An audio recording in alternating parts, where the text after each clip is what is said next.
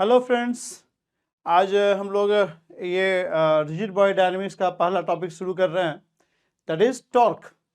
Last class में मैंने introduction दिया था रिजिड बॉडी डायनेमिक्स का, ठीक है। उसमें हमने देखा था कि कब किसी मास डिस्ट्रीब्यूशन को रिजिड बॉडी बोलते हैं, रिजिड बॉडी क्या है या रिजिड सिस्टम क्या है, उसके बारे में हम लोग स्टडी किए थे। और हमने ये भी देखा था कि क्या डिफरेंस है पार्टिकल डायनेमिक्स और रिजिड बॉडी डायनेमिक्स में। कब किसी बॉडी को रिजिड बोलते हैं और वही बॉडी को कब हम पार्टिकल की तरह ट्रीट करते हैं, ये सब हमने देखा था, ठीक है। उसमें हमने ये एक डिस्कशन किया था कि जब भी हम लोग फोर्स का रोटेशनल इफेक्ट में इंटरेस्टेड होते हैं, उस केस में फोर्स के मैग्नीट्यूड और डायरेक्शन के साथ साथ हम लोग फोर्स के पॉइंट ऑफ एप्लीकेशन में भी इंटरेस्टेड होते हैं। तो उसी से रिलेटेड एक टर्म हम लोग देखेंगे, टॉर्क, ठीक है। So before I begin it, let me introduce myself. I am Vishal Devarsi and I have been teaching physics and lot portion of mathematics also at various level for last 20 years, ठीक है। 20 साल हो गए मुझे पढ़ाते हुए ये फिजिक्स और मैथमेटिक्स। तो the coaching institute is trajectory education, इधर है, ठीक है। तो इसका एक यूट्यूब चैनल ही बना रखा है जिसपे हम सारा वीडियो पोस्ट कर रहे हैं डेली बेसिस पे, दैट इज ट्रेजेक्ट्री एजुकेशन के नाम से ही यूट्यूब चैनल है, उसको आप सब्सक्राइब कर सकते हैं, ठीक है। वीडियो अच्छा लगे तो लाइक और शेयर भी कर सकते हैं, ओके। तो you can download the app also, T Vidya learning app, where we have the complete courses available, ठीक है। तो let's begin this topic, torque, ठीक है। टॉर्क का टॉपिक है। तो बिफोर आई बिगिन टॉर्क, देखिए लास्ट क्लास में हम लोग ये डिस्कस कर रहे थे फोर्स का दो इफेक्ट होता है, ट्रांसलेशनल इफेक्ट और रोटेशनल इफेक्ट। मतलब कभी भी किसी बॉडी पे फोर्स लगेगा तो उसकी वजह से दो उसमें चेंजेस आ सकता है। एक उसका स्पेस में लोकेशन चेंज हो सकता है, दूसरा उसका ओरिएंटेशन बदल सकता है, ओरिएंटेशन भी बदल सकता है, या दोनों एक साथ हो सकता है। ऐसे ये ऐसे फेंक दिया तो मतलब रोटेशन सॉरी उसका ओरिएंटेशन और उसका लोकेशन दोनों ही बदल सकता है। जब सिर्फ लोकेशन बदलता है तो उसको हम बोलते हैं ट्रांसलेशनल इफेक्ट।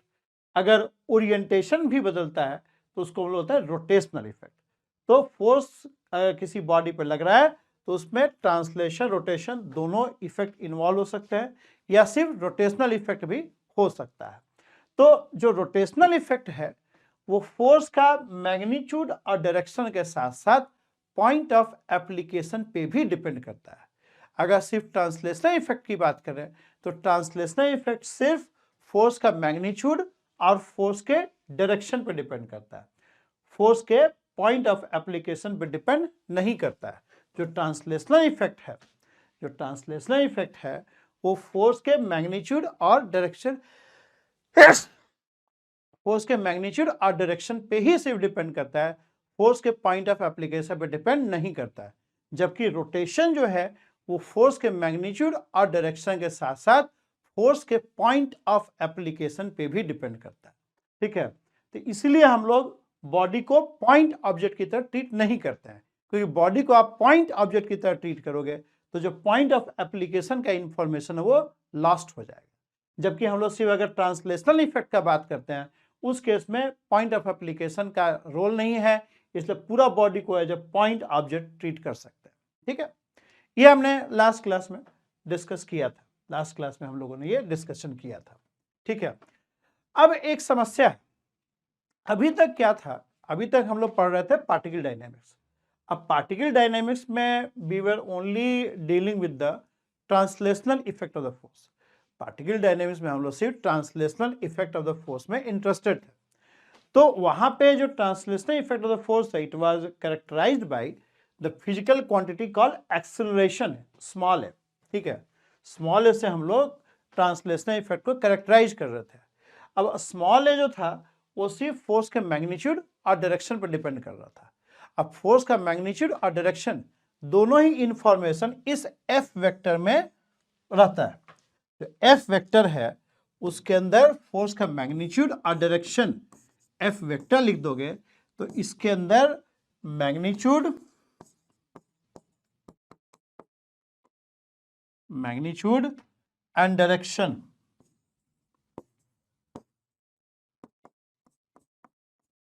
दोनों का इंफॉर्मेशन कंटेंट है। देखो आप याद करो, एक टॉपिक वीडियो बनाया था मैंने, अप्रोच टू क्लासिकल मैकेनिक्स। उसमें मैंने न्यूटन सेकेंड लॉ को आगे वाला पेज ले लेते हैं। उसमें हम लोग एक वीडियो देखना, यूट्यूब चैनल पे ही है सारा, अप्रोच टू क्लासिकल मैकेनिक्स। अच्छा, अप्रोच टू क्लासिकल मैकेनिक्स देख ही लेना। उसके साथ साथ एक और वीडियो था, न्यूटन्स लॉज। तो उस पर देखो, न्यूटन सेकेंड लॉ को हमने इस तरीके से लिखा था, cause equals to inertia into effect. ठीक है, और वहां पे हमने कॉज को लिया था force, inertia was mass and acceleration was effect. Particle dynamics में जहां translational effect of force study कर रहे थे, तो देखो जो एक्सेलरेशन है, मोशन जो एक्सेलरेशन है वो इफेक्ट है, और ये जो फोर्स है वो कॉज है। पता हम लोग कहते हैं फिलॉसफी में कि where there is smoke there must be fire. जहां पे धुआं निकल रहा है वहां जरूर फायर होगा, आग लगा हुआ होगा। ठीक है, मतलब वहां पे फायर जरूर होगा, तभी वो स्मोक निकल रहा है। You cannot have smoke without fire, you cannot have smoke without fire, ऐसा नहीं हो सकता है। ठीक है, तो जहां पे स्मोक है वहां फायर भी होगा। तो स्मोक क्या है? इफेक्ट है। फायर क्या है? कॉज है। फायर कॉज है। अगर कोई बंदा बहुत उदास है तो जरूर उसके साथ कुछ समस्या है, कहीं किसी प्रॉब्लम में हो बंदा। ठीक है, कोई प्रॉब्लम में है तभी वो उदास है। ठीक है, तो उदास होना इफेक्ट है, प्रॉब्लम कॉज हो गया। तो जहां भी कोई इफेक्ट दिख रहा है तो कोई ना कोई कॉज एग्जिस्ट कर रहा होगा। ठीक है, ऐसी मैकेनिज्म में भी है। कहीं भी इनर्शियल फ्रेम में हम लोग न्यूटन्स लॉ का बात करते हैं तो इनर्शियल फ्रेम में कभी भी कोई एक्सेलरेशन दिख रहा है बॉडी के अंदर, तो निश्चित तौर पे उस पर एक फोर्स लग रहा होगा। प्रोवाइडर की सब कुछ इनर्शियल फ्रेम में है, उसके से हम बात बता रहे हैं कि न्यूटन्स लॉ तो बहुत क्लियर कर देता है ना कि Newton's law is valid only in inertial frame, या न्यूटन्स लॉ जिस फ्रेम में वैलिड होता है उसको इनर्शियल फ्रेम बोलते हैं। तो अगर इनर्शियल ऑब्जर्वर कहीं भी बॉडी के अंदर एक्सेलरेशन देख रहा है तो जरूर कोई ना कोई फोर्स लग रहा होगा, फोर्स लग रहा होगा। तो हम लोग फोर्स को कॉज बोलते हैं और इफेक्ट को एक्सेलरेशन से हम लोगों ने कैरेक्टराइज किया था। ठीक है, बट यहाँ पे ये जो फार्मूला हमने लगाया था उसमें सिर्फ हम लोग ट्रांसलेशनल इफेक्ट में इंटरेस्टेड था, फोर्स के ट्रांसलेशनल इफेक्ट में इंटरेस्टेड थे। अब हम लोग ट्रांसलेशनल इफेक्ट के साथ साथ फोर्स के रोटेशनल इफेक्ट में भी इंटरेस्टेड है। हम लोग फोर्स के रोटेशनल इफेक्ट में भी इंटरेस्टेड है। तो जब रोटेशनल इफेक्ट का बात करेंगे उस केस में रोटेशनल इफेक्ट जो फोर्स का है वो फोर्स के मैग्नीट्यूड और डायरेक्शन के साथ साथ फोर्स के पॉइंट ऑफ एप्लीकेशन पे भी डिपेंड करता है। फोर्स के पॉइंट ऑफ एप्लीकेशन पे भी डिपेंड करता है। अब जो फोर्स का पॉइंट ऑफ एप्लीकेशन है, जैसे कोई रिजिड बॉडी है, ठीक है, यहाँ फोर्स लगा रहे हैं, अब फोर्स लगाएंगे तो इस बॉडी में मान लो कुछ उसका ओरिएंटेशन बदलता है या उसमें कोई रोटेशन होता है, तो ये जो रोटेशन है वो फोर्स का मैग्नीट्यूड और डायरेक्शन के साथ साथ ये फोर्स कहाँ लग रहा है, ये फोर्स कहाँ लग रहा है, किस पॉइंट पे लग रहा है, उस पे भी डिपेंड करेगा। ये कितना रोटेशन प्रोड्यूस होगा इसके अंदर, वो पॉइंट ऑफ एप्लीकेशन पे भी डिपेंड करेगा। अब ये पॉइंट ऑफ एप्लीकेशन का जो इंफॉर्मेशन है वो इस वेक्टर में कंटेंट नहीं है, वो इस वेक्टर में, फोर्स वेक्टर में कंटेंट नहीं होता है। उस केस में जो कॉज है, कॉज को कंप्लीटली डिस्क्राइब करने के लिए ये फोर्स जो है वो एनफ क्वांटिटी नहीं रह जाएगा। बात समझ में आ रहा है? जहां पे हम लोग translational effect of the force की बात कर रहे थे वहां फोर्स जो था वो कंप्लीटली कॉज को डिस्क्राइब कर रहा था, क्योंकि फोर्स के अंदर डायरेक्शन और मैग्नीट्यूड दोनों का इंफॉर्मेशन कंटेंट था। लेकिन अब चूंकि हम लोग रोटेशनल इफेक्ट का बात करेंगे तो रोटेशनल इफेक्ट जो है वो फोर्स के मैग्नीट्यूड और डायरेक्शन के साथ साथ फोर्स के पॉइंट ऑफ एप्लीकेशन पे भी डिपेंड करता है। तो इसीलिए ये जो फोर्स है, ये जो वेक्टर है, वो एनफ क्वांटिटी नहीं हो जाएगा, वो कंप्लीटली, चूंकि कॉज को डिस्क्राइब नहीं कर रहा है। फोर्स के अंदर सिर्फ डायरेक्शन और मैग्नीट्यूड का इंफॉर्मेशन है, फोर्स के अंदर पॉइंट ऑफ एप्लीकेशन का इंफॉर्मेशन नहीं होता है। फोर्स वेक्टर के अंदर पॉइंट ऑफ एप्लीकेशन का इंफॉर्मेशन नहीं होता है। तो ये जो वेक्टर है फोर्स वेक्टर, वो कॉज को डिस्क्राइब करने के लिए इनफ नहीं है। कौन सा कॉज, मतलब कौन सा, किस तरह कॉज, जहां पे रोटेशनल इफेक्ट भी हो रहा है। जहां पे रोटेशनल इफेक्ट भी हो रहा है, वहां पे रोटेशनल इफेक्ट का जो कॉज है, उस कॉज में, क्योंकि अब तीन चीज आ गया ना, फोर्स का मैग्नीट्यूड, डायरेक्शन और पॉइंट ऑफ एप्लीकेशन, ये तीनों चीज रोटेशनल इफेक्ट को प्रभावित कर रहा है। तो ये तीनों चीज जो है फोर्स वेक्टर में कंटेंट नहीं है, वो फोर्स वेक्टर में तीनों इंफॉर्मेशन नहीं है। जहां पर ट्रांसलेशनल इफेक्ट का बात कर रहे थे, तो ट्रांसलेशनल इफेक्ट जो था वो फोर्स का मैग्नीट्यूड, डायरेक्शन सिर्फ इस पर डिपेंड करता था, और ये दोनों इंफॉर्मेशन फोर्स वेक्टर के अंदर होता है। तो जो ट्रांसलेशनल इफेक्ट का जो कॉज था, उसको ये फोर्स वेक्टर कंप्लीटली डिस्क्राइब कर रहा था। लेकिन रोटेशनल इफेक्ट का जो कॉज है, वो रोटेशनल इफेक्ट जो है वो पॉइंट ऑफ एप्लीकेशन पे भी डिपेंड करता है, अपार्ट फ्रॉम डायरेक्शन मैग्नीट्यूड। तो पॉइंट ऑफ एप्लीकेशन का जो इंफॉर्मेशन है वो इस वेक्टर में नहीं है। तो ऐसे केस में हम लोग को एक ऐसा फिजिकल क्वांटिटी इनोवेट करना पड़ेगा, एक ऐसा फिजिकल क्वांटिटी इनोवेट करना पड़ेगा। क्यों हम बोल रहे हैं इनोवेट करना? क्योंकि जो टॉर्क, हम लोग आगे चल के टॉर्क डिफाइन करने जा रहे हैं, टॉर्क बेसिक फिजिकल क्वांटिटी नहीं है। टॉर्क जो हम लोग डिफाइन करेंगे वो बेसिक फिजिकल क्वांटिटी नहीं है। जैसे फोर्स है, बेसिक फिजिकल क्वांटिटी है। बेसिक फिजिकल क्वांटिटी किसको बोलते हो? हम उस फिजिकल क्वांटिटी को बेसिक बोलते हैं जिसको जानने और समझने के लिए कोई किताब पढ़ने की जरूरत नहीं है। अब फोर्स है, फोर्स का समझ एक अनपढ़ आदमी को भी है। एक, मतलब 1 साल से कम उम्र का बच्चा, हमारा भतीजा है, देखिए 6 महीना का है, 7 महीना का हुआ है, उसको भी फोर्स का जानकारी है। उसको भी जब गोद में लेते हैं ना, हल्का सा लूज कर देते, घबरा जाता है एकदम, ठीक है, हल्का सा उसको थोड़ा सा लगेगा कि गिर सकता है ठीक, हम लोग का तो कॉन्फिडेंट है कि नहीं गिरेगा, ठीक, उसको जैसे ही महसूस होता है कि हमको धीरे पकड़े हुए हैं, ठीक है, और उसको महसूस होता है कि हमको गिरा सकता है, उसको भी आइडिया है कि गिरेंगे तो चोट लगेगा, वो गिरा है 2-4 बार, उसको चोट लगा है, उसको एहसास है फोर्स लगता है तो क्या इम्पैक्ट होता है बॉडी के ऊपर, तो वो घबरा जाएगा। तो जिस फिजिकल क्वांटिटी को समझने या जानने के लिए कोई किताब पढ़ने की जरूरत नहीं है, उसको हम लोग कहते हैं बेसिक फिजिकल क्वांटिटी। वो बेसिक फिजिकल क्वांटिटी, तो फोर्स जो है वो बेसिक फिजिकल क्वांटिटी है। एक रिक्शा पुलर जो अनपढ़ है, उसको भी आइडिया होता है कि फोर्स का क्या मतलब होता है। एक कुली है, हो सकता है कुली पढ़ा लिखा भी हो, लेकिन जो अनपढ़ है, मोस्टली हम मानते हैं कि अनपढ़ है, तो वैसा आदमी भी फोर्स का उसको आइडिया है। वो भी सामान जो है चेक करके उठा उठा के 4 बार देखता है, फिर दाम बताता है कितना पैसा लेगा प्लेटफॉर्म पास करने का। तो फोर्स का आइडिया मतलब हर आदमी, हर इवन जीव जंतु को भी है। एक मतलब जानवर भी जो है वो आगे गड्ढा या खाई देखेगा तो उसमें नहीं जाके गिरेगा, उसको पता है कि गिरेंगे तो चोट लगेगा। तो वैसे लोग सबको है, फोर्स का आइडिया हर आदमी को होता है, मोशन का आइडिया हर आदमी को होता है। तो इस तरह से ये सब बेसिक फिजिकल क्वांटिटी है। तो फोर्स एक बेसिक फिजिकल क्वांटिटी है। लेकिन जो आगे हम लोग डिफाइन करेंगे हैं टॉर्क, वो बेसिक फिजिकल क्वांटिटी नहीं है। वो क्यों नहीं है वो आगे आपको समझ में आ जाएगा।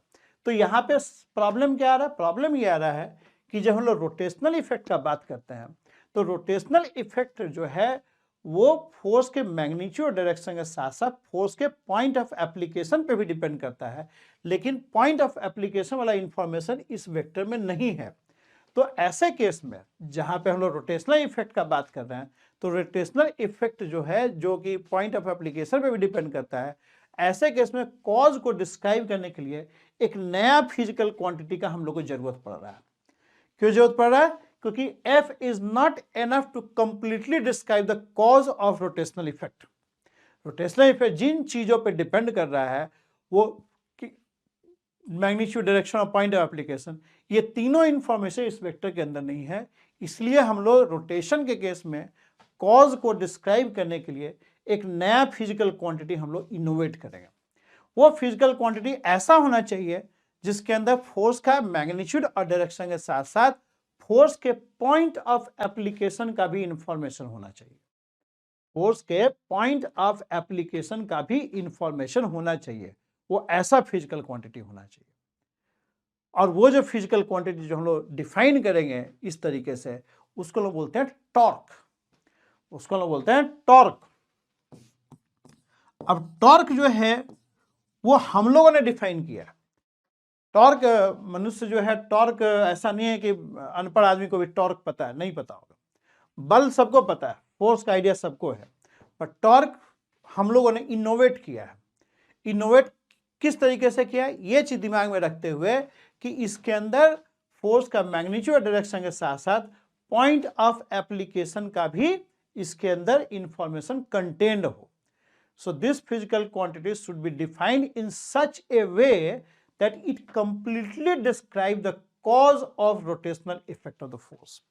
जो रोटेशनल इफेक्ट है उसका कॉज को कंप्लीटली डिस्क्राइब कर पाए। तो टॉर्क को हम लोग इस तरीके से डिफाइन करेंगे कि उसके अंदर पॉइंट ऑफ एप्लीकेशन का जो इफेक्ट है वो भी इसके अंदर आ जाए। ठीक है, तो देखिए how we define it. We define torque has, अगर कोई फिजिकल कोई बॉडी है और इस पे मान लो फोर्स F लग रहा है यहां, फोर्स F, और इस बॉडी का जो रोटेशन है मान लो इस पॉइंट के अबाउट हम लोग कंसिडर कर रहे हैं, हम लोग अगर मान लो इस पॉइंट के अबाउट कंसिडर कर रहे हैं, then in that case torque due to force F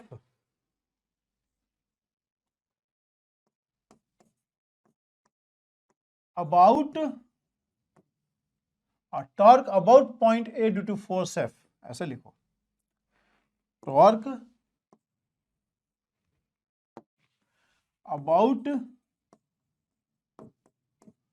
point O due to force F is defined as tau, tau से डिनोट करते हैं, is defined like this, where R is, पहले tau लिख दो,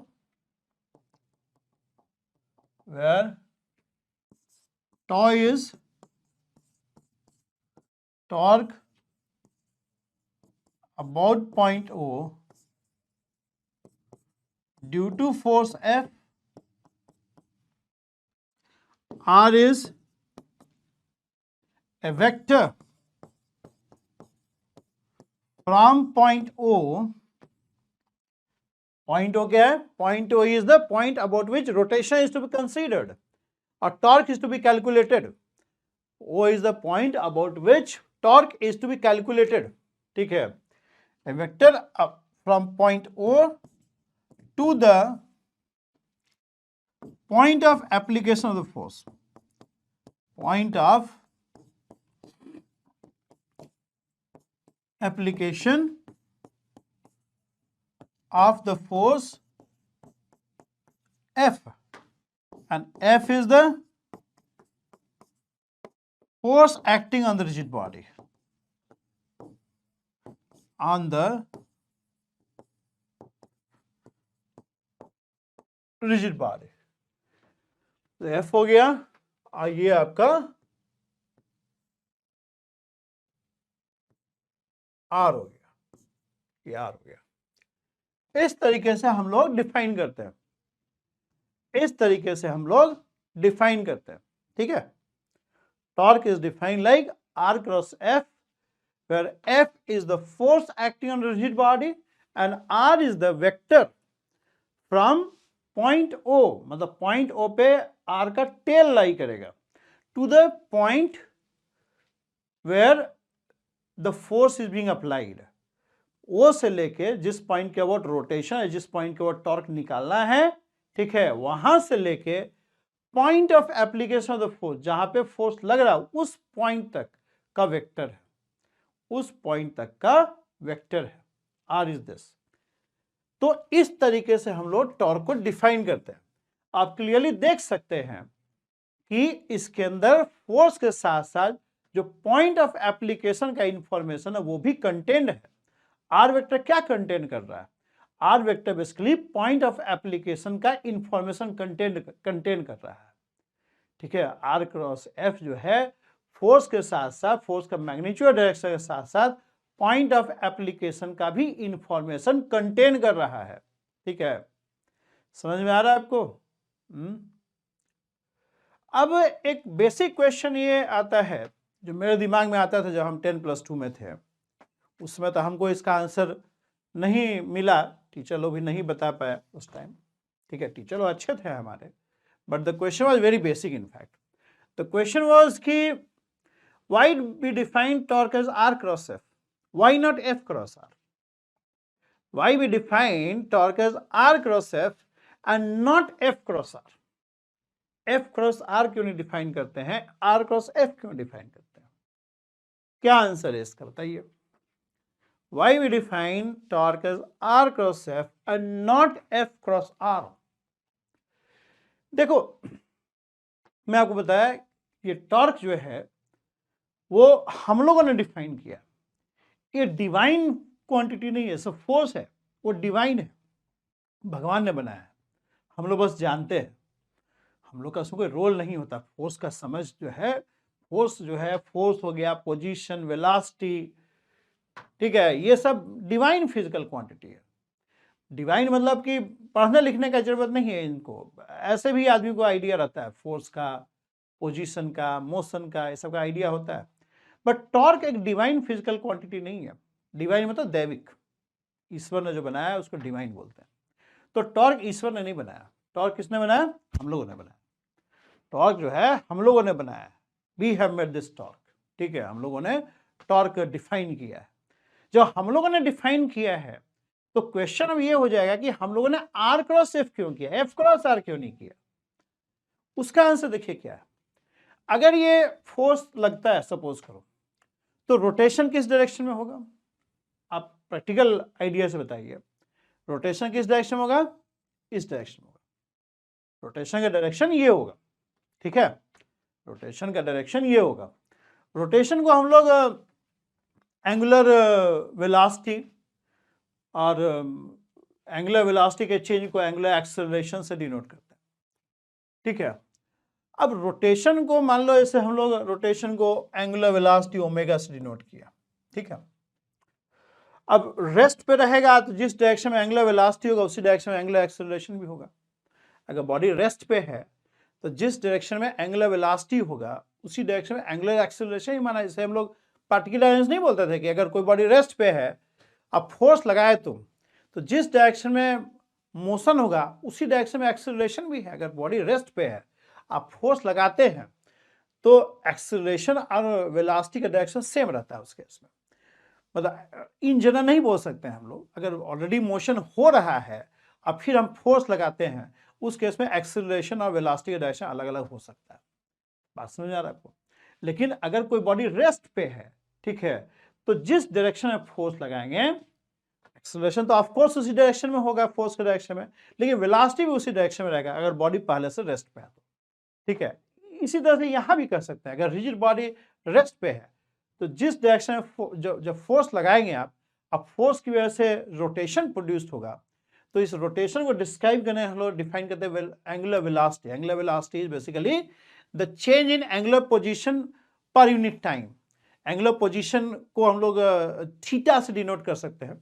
मतलब इसका कोई हम लोग ऐसे ले सकते हो कि ये मान लो ऐसे है, ये कोई एक पॉइंट ऐसे ऐसे ले सकते हो, इसका थीटा एंगल हो गया।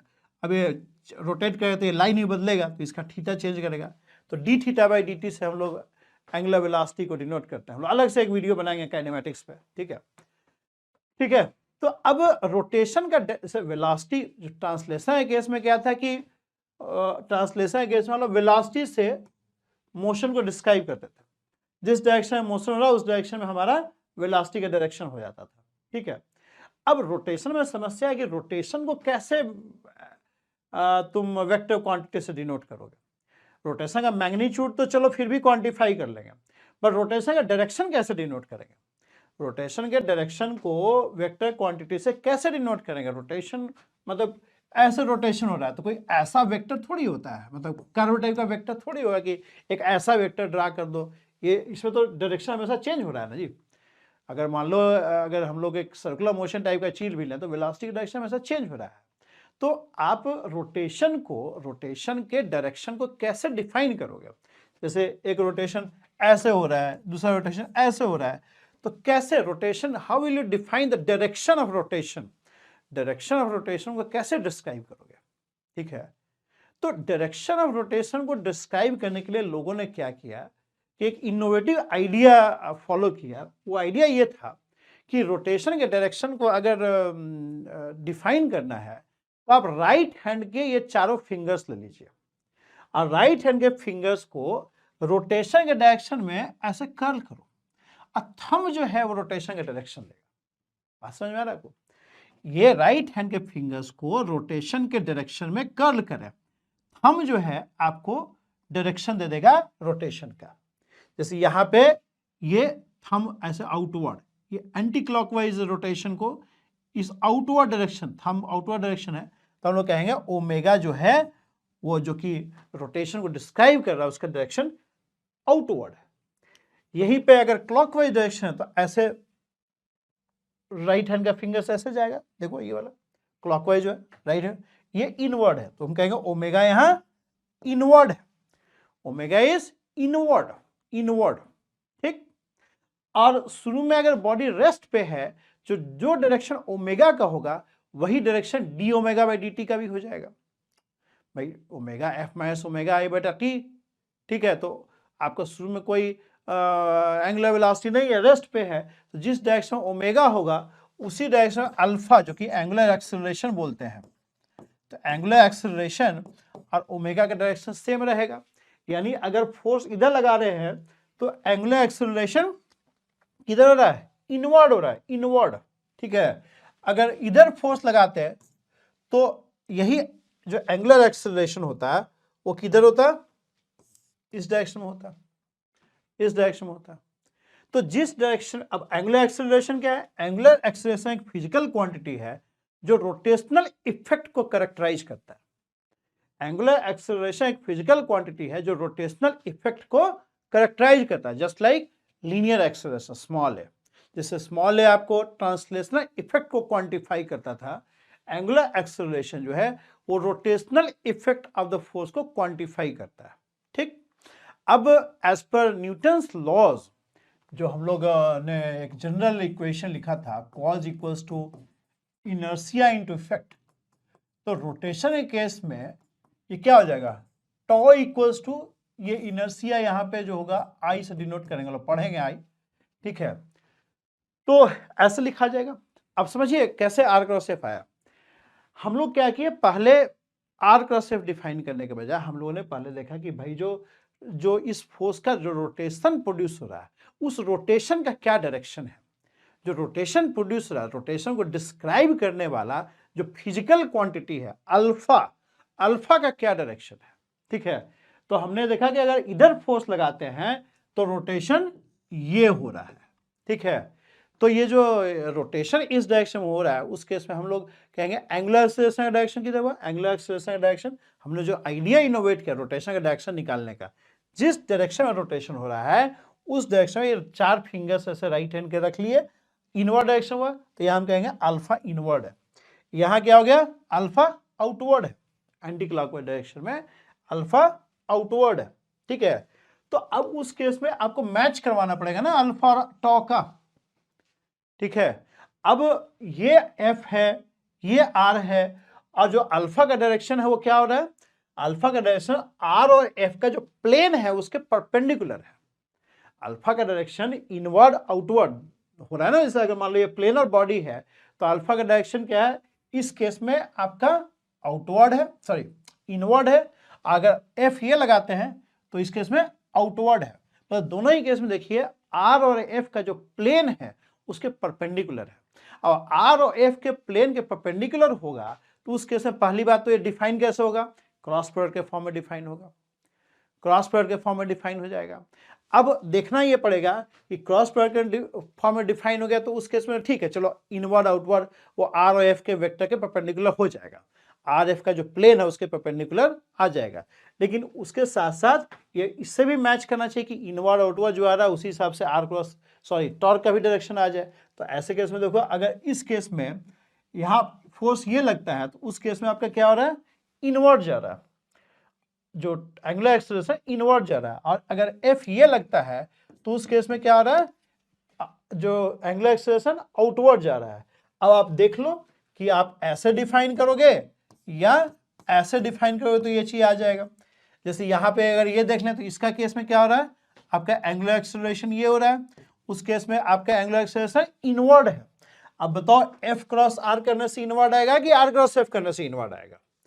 कैसे फाइंड आउट करते हो क्रॉस प्रोडक्ट का डायरेक्शन?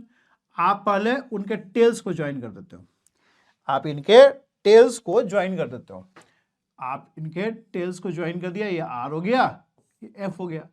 अब मुझे बताओ कि इसका एंगुलर, इस एफ की वजह से एंगुलर एक्सेलरेशन जो है वो इनवर्ड जा रहा है। अब हम एफ क्रॉस आर लिखें या आर क्रॉस एफ लिखें ताकि इनवर्ड हो जाए?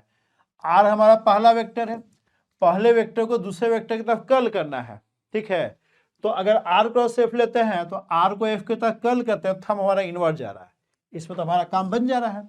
अगर एफ क्रॉस आर करके डिफाइन करें तो कैसे होगा, एफ क्रॉस आर करके डिफाइन करें तो आर एफ क्रॉस आर का डायरेक्शन आउटवर्ड हो जाएगा, ठीक है, एंगुलर एक्सेलरेशन इनवर्ड हो जाएगा। उस केस में अगर ये आप एडमेंट हो कि हम एफ क्रॉस आर करके डिफाइन करेंगे, उस केस में आपको क्या करना पड़ जाएगा, उस केस में आपको यहाँ माइनस लगाना पड़ जाएगा। तो अब माइनस से बचना है तो बेहतर है कि आर क्रॉस एफ के फॉर्म में डिफाइन करो। उस केस में क्या होगा, आर क्रॉस एफ के फॉर्म में डिफाइन करोगे, उस केस में आर क्रॉस एफ का डायरेक्शन या टॉ का डायरेक्शन और एंगुलर एक्सेलरेशन डायरेक्शन मैच कर जाएगा, जो कि करना ही चाहिए अगर आप tau equals to I into alpha लिखते हैं। अगर एफ क्रॉस आर के फॉर्म में डिफाइन करोगे, उस केस में आपको टॉर्क और अल्फा का डायरेक्शन ऑपोजिट हो जाएगा, उस केस में आपको यहाँ माइनस साइन लगाना पड़ जाएगा। बात एक ही हो जाएगा, एफ क्रॉस आर लिखो माइनस साइन यहाँ लगाओ तो माइनस साइन इधर आएगा, तो F cross R cross F ही बन जाएगा। बात समझ में आ रहा है आपको? हाँ, अगर कोई ऐसे बोलता है कि भाई हम राइट हैंड के फिंगर्स को ही क्यों ले, हम यहाँ जब वो रोटेशन डिफाइन कर रहे थे हम लेफ्ट हैंड का फिंगर्स क्यों नहीं ले लें? हाँ, अगर लेफ्ट हैंड का फिंगर्स ले लेंगे उस केस में आपको टॉ जो है एफ क्रॉस आर से डिफाइन करना पड़ जाएगा। अगर कन्वेंशन ये हो जाए कि हम रोटेशन का डायरेक्शन को राइट हैंड के चारों फिंगर से न लेके लेफ्ट हैंड के चारों फिंगर से डिफाइन करेंगे, उस केस में क्या होगा, ये जो एंटी क्लॉकवाइज है उसका डायरेक्शन इनवर्ड हो जाएगा और जो क्लॉकवाइज है उसका डायरेक्शन आउटवर्ड हो जाएगा, और तब आपको ये डेफिनेशन लेना पड़ जाएगा। अब बड़े लोगों ने राइट हैंड के फिंगर से डिफाइन कर रखा है तो उसी अकॉर्डिंग लोगों ने टॉर्क का एक्सप्रेशन भी डिफाइन कर रखा है। बात समझ में आ रहा है? मतलब ये कोई डिवाइन नहीं है, ये हम लोगों ने किया है, तो हम लोगों ने एक कंपेटिबिलिटी बनाते हुए चीजों को डिफाइन किया है। पहला जो बहुत बेसिक चीज ये है कि पहले तो सब लोगों ने एग्री हुए कि हम लोग रोटेशन के डायरेक्शन को राइट हैंड के फिंगर्स के थ्रू डिफाइन करेंगे। अब राइट हैंड के फिंगर्स को थ्रू डिफाइन करेंगे तो उससे हम लोग अल्फा का डायरेक्शन आ रहा है। अब अल्फा के डायरेक्शन को टॉर्क से मैच करवाने के लिए, क्योंकि ये न्यूटन से कहलाए वेक्टर इक्वेशन है, उसको मैच करवाने के लिए हम लोग को पहली बात एक क्रॉस प्रोडक्ट के फॉर्म में डिफाइन करना पड़ेगा, और वही cross product R cross F, न कि एफ क्रॉस आर। अगर एफ क्रॉस आर के फॉर्म में डिफाइन करेंगे तो फिर मिसमैच हो जाएगा अल्फा और टॉ के बीच में। So you understand why we have defined tau as r cross f and not f cross r and not f cross r। ठीक है, ये समझ में आ रहा है सबको? क्लियर है? बेसिक है? ओके, थोड़ा सा इसमें और डिस्कशन करेंगे। देखिए, तो now it is settled fact कि टॉर्क को हम लोग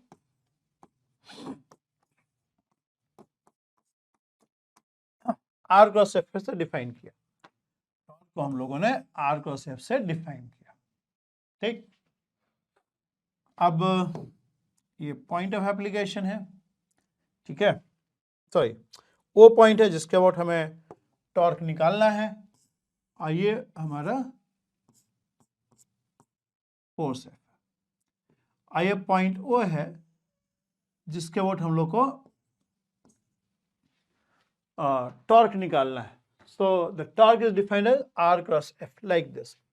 अच्छा, कई बार हम लोग देखो, अब ये अगर हम लोग इसको अगर क्रॉस प्रोडक्ट को डिफाइन करें तो मैग्नेट डायरेक्शन तो समझ में आ रहा है। डायरेक्शन को अगर डिफाइन करना है तो उस केस में हम लोग को टेल्स को ज्वाइन करना पड़ेगा।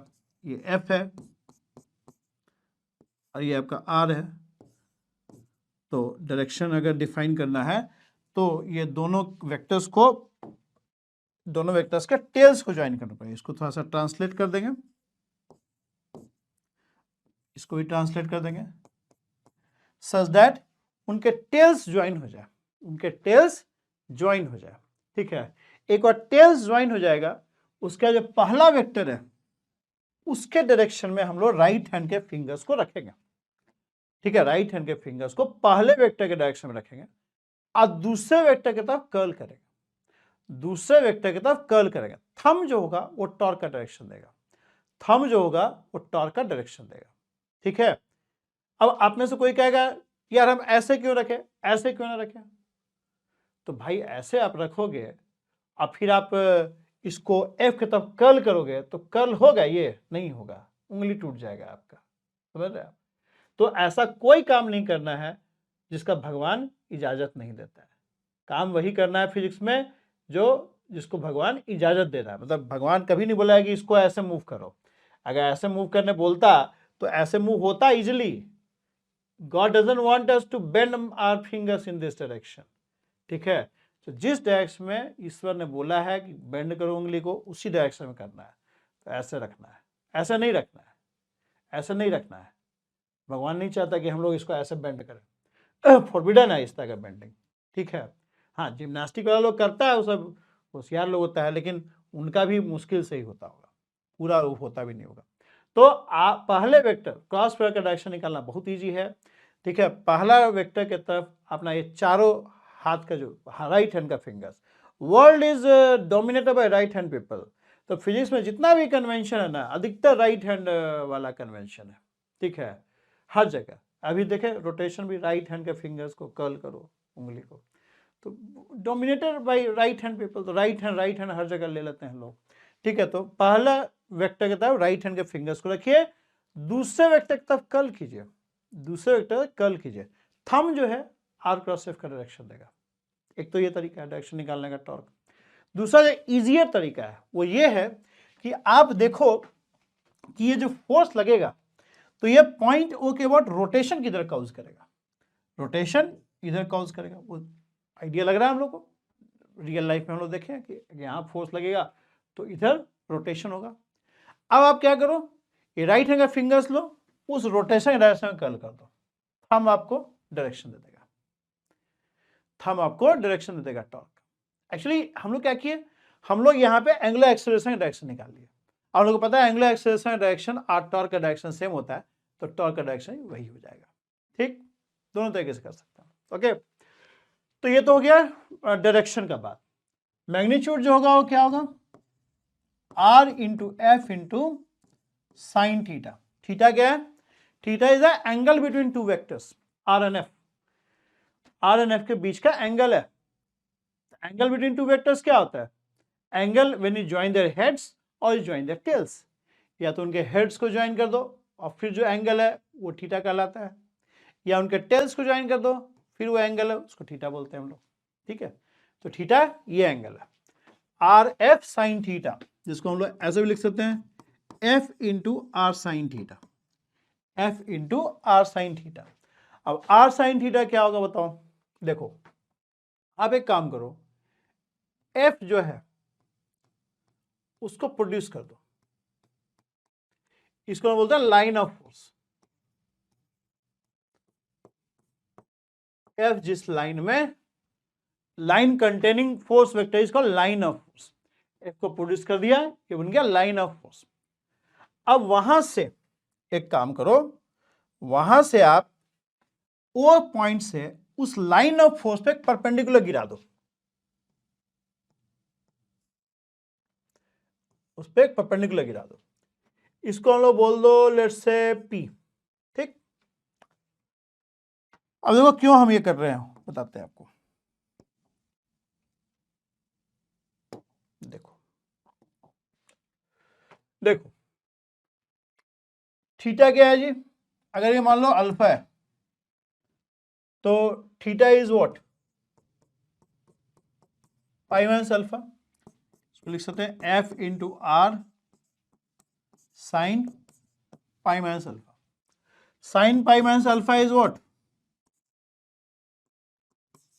Sign alpha. अब आर साइन अल्फा क्या होगा बताओ, ये आर हो गया, इस ट्रायंगल में आर साइन अल्फा क्या है, R sine alpha is P. तो टॉर्क का मैग्नीट्यूड क्या हो गया, टॉर्क का मैग्नीट्यूड हो गया the product of force F and length of perpendicular from point O to the line of force, F into P. समझ में आ रहा है आपको, डायरेक्शन समझ में आया। मैग्नीट्यूड आप इजिली निकाल सकते हो, कैसे, you just take product of the force, force का magnitude into length of perpendicular from point O. Point O क्या है, वो is the point about which torque is to be calculated.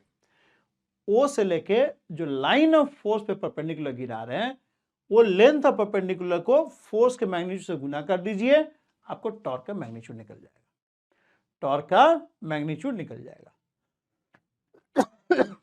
Clear है, magnitude is simply the product of force F and length of perpendicular from point O to the line of force।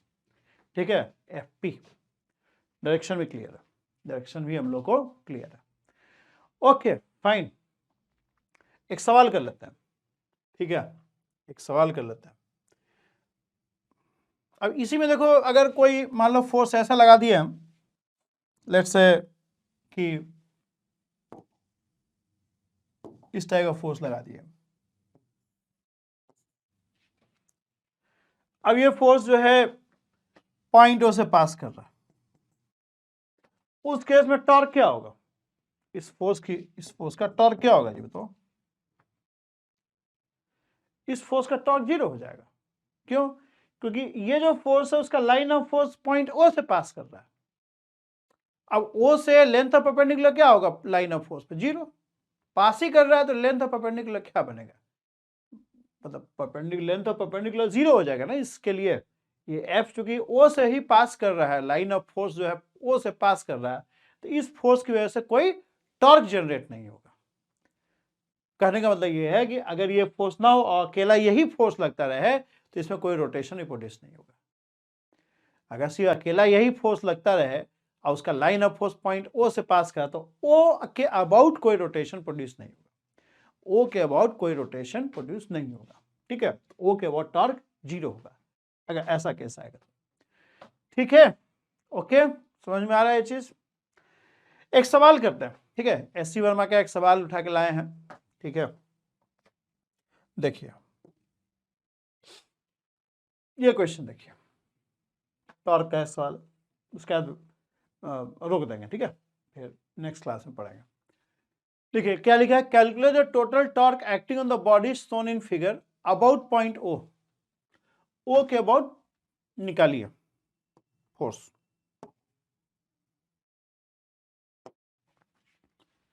मान लो ये F1 है और ये F2 है,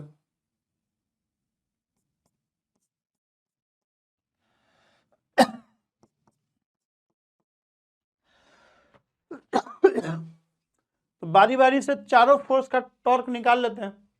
ठीक है, चारों फोर्स से टॉर्क निकाल लेते हैं और चारों फोर्स से टॉर्क निकाल के और चारों को ऐड कर दिया जाएगा वेक्टोरियली। देखो F1 की वजह से क्या टॉर्क होगा,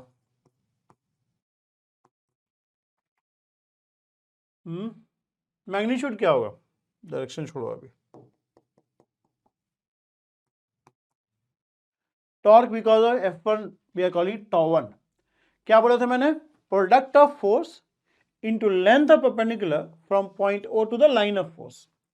ठीक है, लाइन ऑफ फोर्स जो हमारा है F1 लाइन ऑफ यही परपेंडिकुलर ही है, क्या आ जाएगा F1 is 10 Newton into black पे ना ये रेड जो है लाइट हो जाता है और वाइट पे यही रेड बढ़िया दिखता है। एक हमारे मित्र हैं वो बोले कि तुम यार वाइट पे रेड सॉरी ब्लैक पे रेड से लिखते हो, दिखता नहीं है प्रॉपरली। हम कहा ठीक है, आगे से ध्यान देंगे। तो ये हो जाएगा 10 इंटू 4 सेंटीमीटर, मीटर में बदल लेना भाई, सब ध्यान दिया करो यूनिट का। सर यूनिट का ना ध्यान रखना है, हम लोग SI यूनिट यूज करते हैं कैलकुलेशन के समय, तभी न्यूटन मीटर लिख पाओगे ना फिर। और यही हो जाए पूरा फोर्स जो है, जो पॉइंट ऑफ एप्लीकेशन है, तो ये sin 90 will be 1, sin 90 is 1, कितना हो जाएगा। डायरेक्शन देखो, डायरेक्शन को दो तरीके से कर सकते हो, या तो R क्रॉस F का डायरेक्शन निकालो और इनवर्ड आउटवर्ड करके बोलो, ठीक है।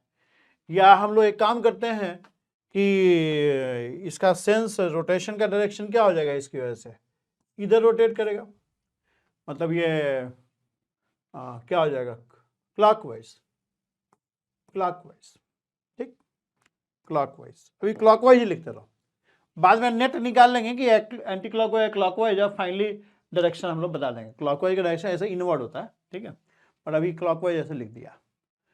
F2 की वजह से देखो, F2 की वजह से क्या हो जाएगा,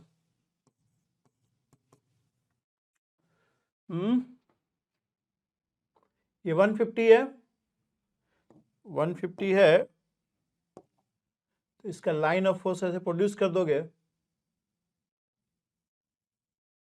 ये परपेंडिकुलर हो जाएगा 4 सेंटीमीटर 50 डिग्री, तो ये हो जाएगा 30 डिग्री, तो 4 sin 30 हो गया ना, 4 sin 30 ये हो गया 20 Newton into 4 centimetre into sin 30, length of perpendicular will be 4 sin 30, sin 30 is 1/2, तो ये हो जाएगा 0.4। डायरेक्शन, डायरेक्शन इसका, इसकी वजह से F2 की वजह से डायरेक्शन क्या होगा, एंटी क्लॉकवाइज, एंटी क्लॉकवाइज, ठीक है। F3 की वजह से देखो, F3 तो O से पास ही कर रहा है, कोई टॉर्क नहीं होगा, लेंथ ऑफ परपेंडिकुलर 0 हो जाएगा, उसका लेंथ ऑफ परपेंडिकुलर 0 हो जाएगा, ठीक है। टॉर्क 4 देखो, R क्रॉस F 15 गुने length of perpendicular from point O to the line of force, line of force हमारा ये है देखो, अब ये perpendicular 6 sin 37, 6 sin 37 0.06 into sine 37 क्या हो जाता है 3/5, याद रखिए, तो हो जाएगा 5 3 15, 3 3 9 6 54, 9 6 54 मतलब 0.54, और डायरेक्शन क्लॉकवाइज, क्लॉकवाइज, ठीक। अब सारा टॉर्क जोड़ दो, जो क्लॉकवाइज वाले हैं, अगर मान लो एंटी क्लॉकवाइज को पॉजिटिव लेते हो, अगर एंटी क्लॉकवाइज को पॉजिटिव लेते हो तो मतलब जो एक डायरेक्शन में है, क्लॉकवाइज क्लॉकवाइज जोड़ दो और एंटी क्लॉकवाइज घटा दो, सॉरी मतलब एंटी क्लॉकवाइज जोड़ दो और क्लॉकवाइज वाला घटा दो। अगर हम लोग लेते हो एंटी क्लॉकवाइज को, अगर यूजुअली हम लोग एंटी क्लॉकवाइज को पॉजिटिव लेते हैं, क्योंकि एंटी क्लॉकवाइज वाला जो है आउटवर्ड आता है, ठीक है, तो उस केस में क्लॉकवाइज नेगेटिव हो जाएगा,